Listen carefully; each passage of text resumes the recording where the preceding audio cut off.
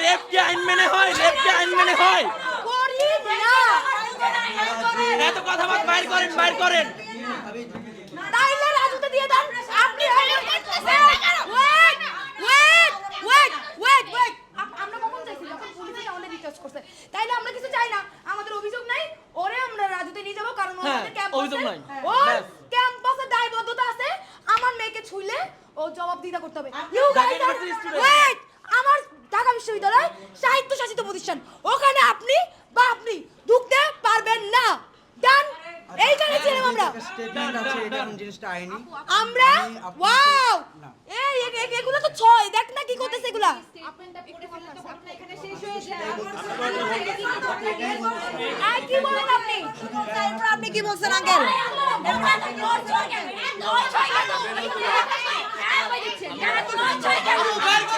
ভাই ও ভাই